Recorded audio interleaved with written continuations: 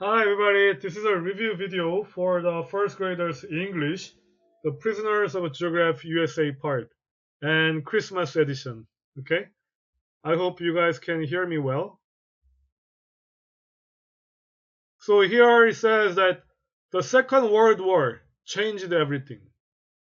So the USA was attacked by an increasingly militaristic Japan after Washington imposed economic sanctions on Tokyo, which would have brought the countries to its knee. So no, U.S. American government, no, Washington, they imposed economic sanction on Tokyo, on Japan, so it brought the country to knees. So do you remember the meaning of brought to its knee, right? Almost like bankrupt, right?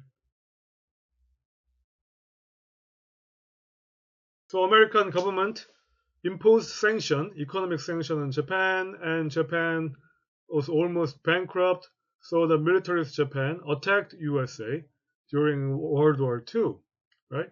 So unlike World War One, during World War One, America was not really willing to participate in the war. But in Second World War, the Americans came out swinging, which means that they responded actively. America responded actively in World War II. So they projected their now vast power around the world. So during the World War II, America, right? America project it means that it showed. America showed their vast military power around the world, and in order to keep things that way, so IDNH asked me a question to clarify the meaning that to keep things that way. It means to keep things in American way after World War II. America wanted to keep the world order in American way. They want to have a world hegemony in the world. So in order to keep international order in American way, this time they didn't go home. American soldiers after World War II, they didn't go home. As the world's greatest economic and military post-war power, America now needed to control the world sea lanes to keep the peace and get goods to the market. So, as the biggest economic power and as the biggest military power after World War II, America want to keep the world sea lanes.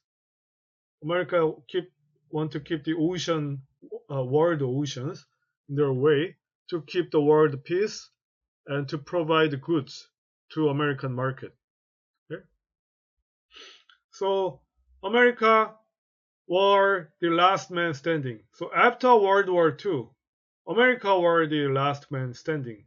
So Europe was devastated, Japan devastated, China was not really into start developing yet. So America was last man standing. The Europeans had exhausted themselves, and because of World War One and World War Two, Europeans like Germany, France, Italy, they were all tired and exhausted, and their economies, like their towns and cities, were in ruins. So European economies were destructed because of two world war. Okay, so the Japanese were crushed. So during World War II, Japan was destroyed, and the Chinese devastated and at war with each other. So China also had a damage during World War II, and also within China, they were at war against each other. Right? They had two different sides, so they had a conflict with each other. And Russians weren't even the capitalist game. So in 1943, Russia was not in capitalist system yet. So Russia was not in a capitalist game. So it means that America pretty much is the only country can do something about the world order, right? And century earlier, right? Around like 1843. In that time, British had learned they needed forward bases. They need forward base and coaling station from which to project and protect their naval power. So in this time, Britain was world power. Okay, Britain was world power, so they realized that they need a forward basis, which means that naval or military bases, navy or military base in some other foreign countries. So Britain needed that kind of forward bases, and they need coaling station,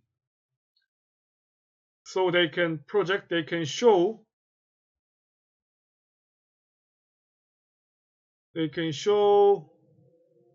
and protect their naval power. So now, within Britain in decline, the Americans looked lavishly at British assets and said, "Nice bases, we'll have them." So now, in like back in 1943, Britain was declining; it's losing its power. So Americans looked lavishly, they looked greedily at British assets. Okay, Americans looked greedily at the British asset, and Americans says, "Oh, you've got nice bases all over the world. Okay, we'll take them. Okay, looks good. We'll take it."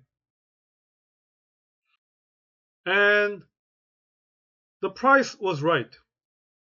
In the autumn of 1940, British had desperately needed more warships. So around like around World War One, Britain, they need more warships to be in the World War One. And at that time, Americans had 50 spare, and so with what was called the destroyers for bases agreement. So at that time, Americans, they had around like 50 spare warship they can share with Britain. So Britain and America, they made a swap, they made a deal, which is called a destroyer for bases agreement. So America, they will provide destroyer. Destroyer is the name of the kind of ship, battleship in America. America will give destroyer to Britain, and in return, Britain will give base to America. So they make a deal, exchanging with each other. So the British swapped their ability to be a global power for help in remaining the war. So Britain, they wanted to remain in the World War, so they gave up on the ability to be a global power, which means that Britain gave up the base, forward base, and they acquired ships, battleship, warships instead. So almost every British naval base in Western Hemisphere was handed over to America. Now America has all the British naval base. So this was and is still for all countries about concrete.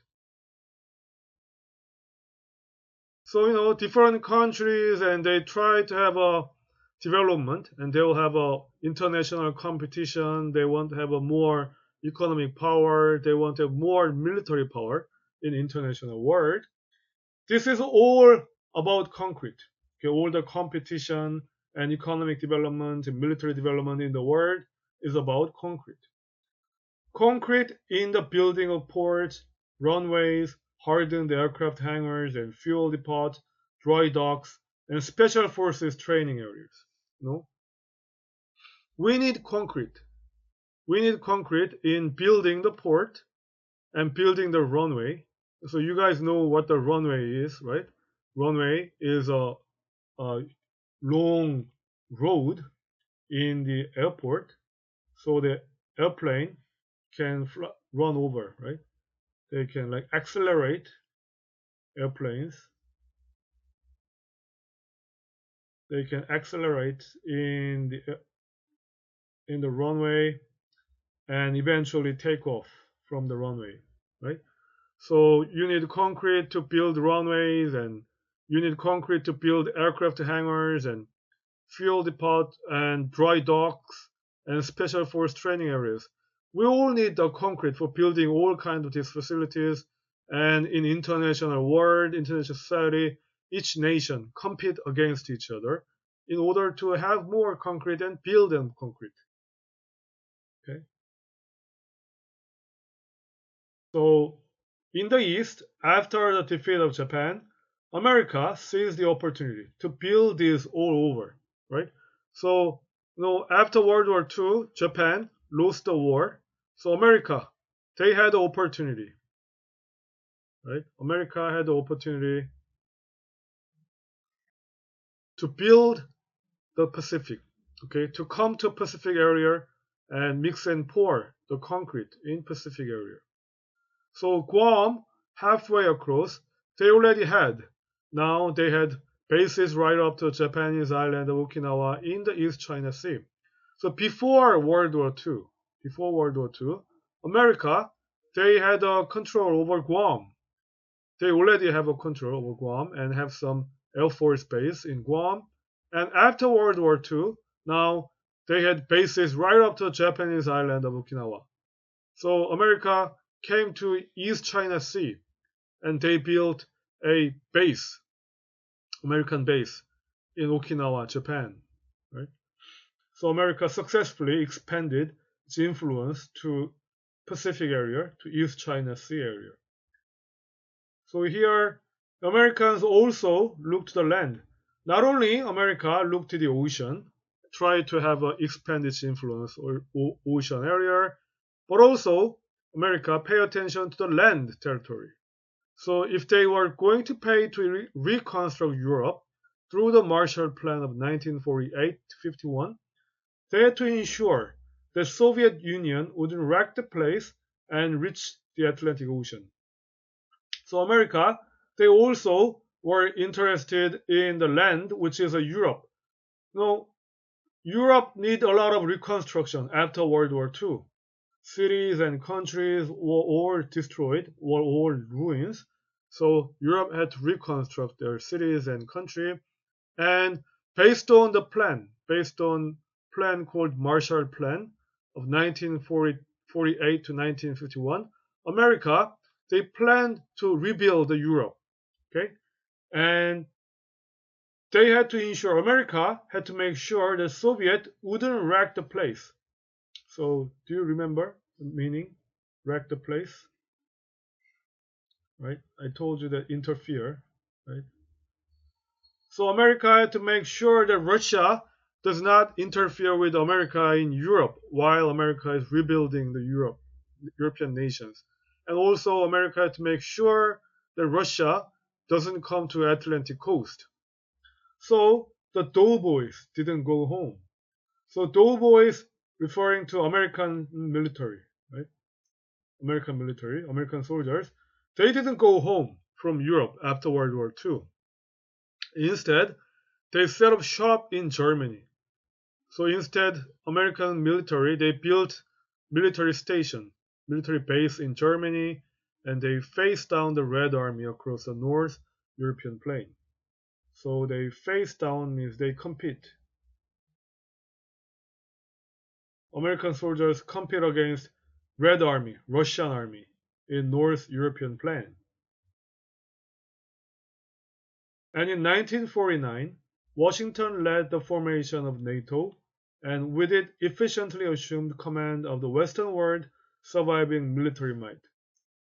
So 1949, America led the formation of NATO. Okay?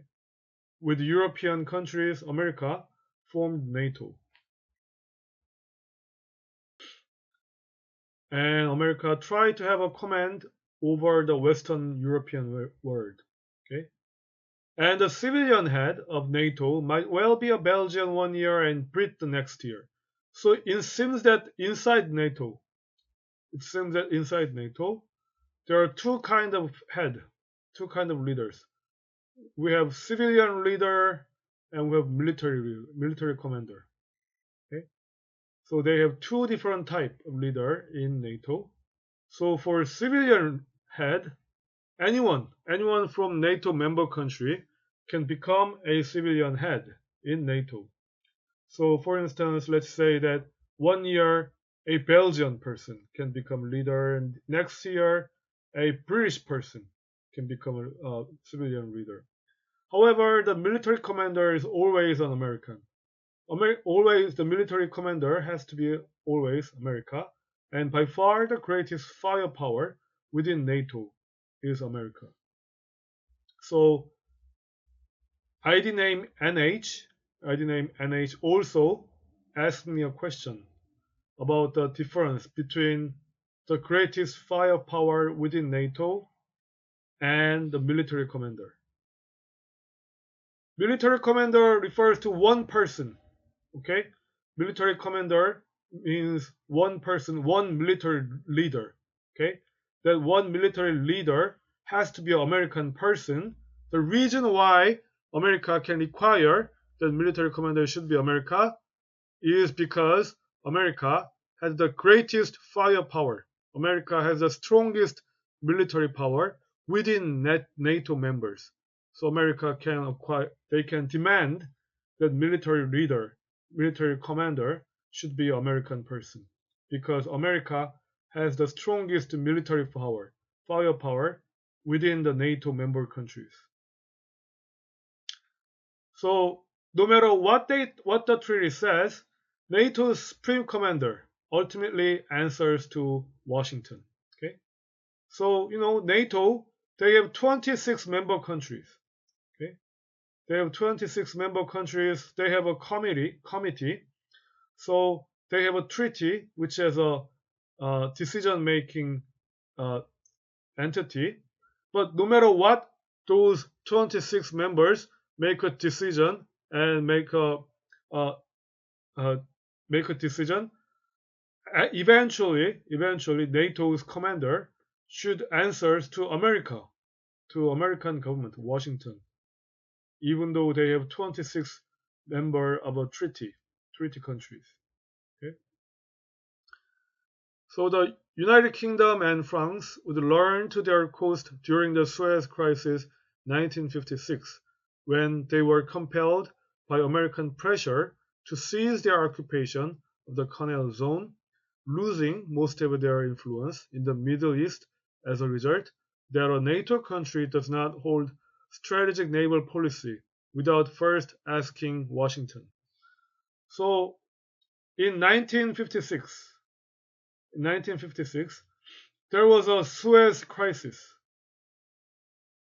Near to Egyptian country, there is important canal named Suez Canal. So Britain had a control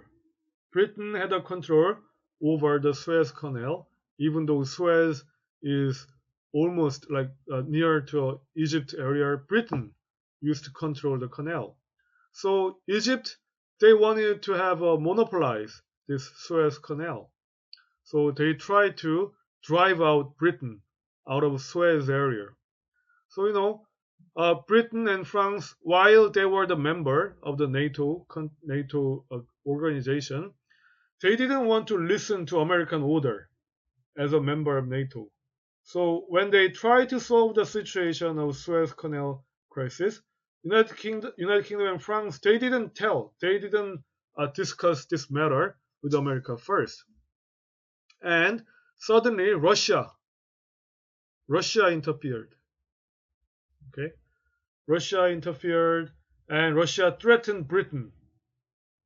If you guys don't withdraw from Suez Canal, we're going to use our nuclear weapon. Russia threatened Britain. So Britain was really worried.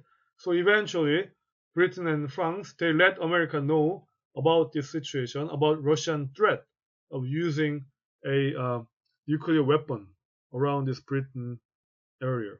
So America was really angry because these two countries didn't tell anything about this situation here. So America told United Kingdom and France, withdraw from a Suez Canal totally. United Kingdom, withdraw it from a Suez Canal. Sorry, if you guys don't withdraw from a Suez Canal, America, they said, we're going to impose economic sanction on United Kingdom. At the same time, America approached Russia, and America said, hey, don't get too much involved in this Suez Canal crisis. In other words, America tried to persuade Russia not to use nuclear weapon in this United Kingdom area. So Russia agreed to back down. Russia agreed that they're not going to use nuclear missile, and United Kingdom promised that they will withdraw from Suez Canal.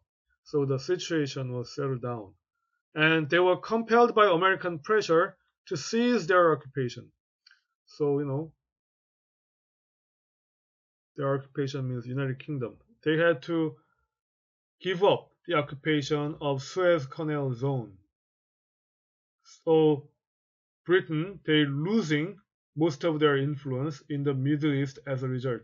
So Britain lost its influence in the Middle Eastern area, in the Suez Canal area as a result. And Britain and France, they learned a lesson. They learned a lesson in difficult way.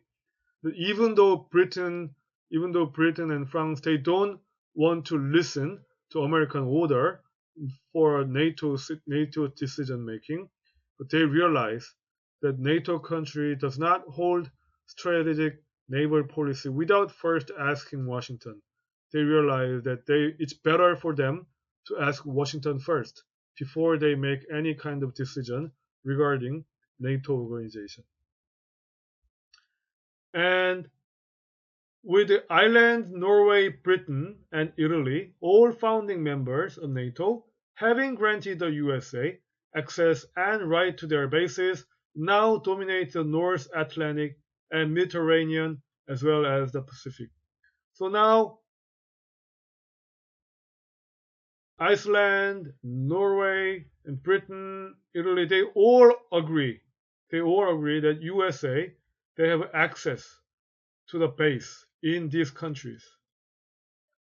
So now America,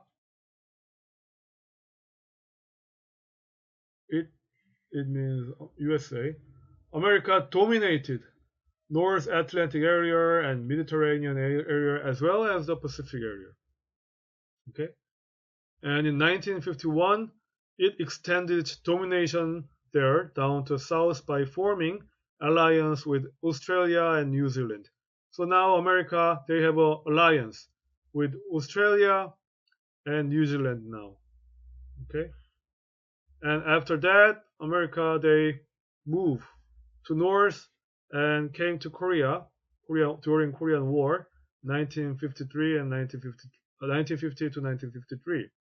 So now they have quite an influence in Pacific and East Asian area. Okay, so we'll finish our video here. Okay, and we'll continue our lesson next time. And again, guys, thank you for listening. Okay, thank you. And if you have any question, feel free to kakao me or send me a message about your question. Okay, thank you, everybody. Studying hard. Thank you.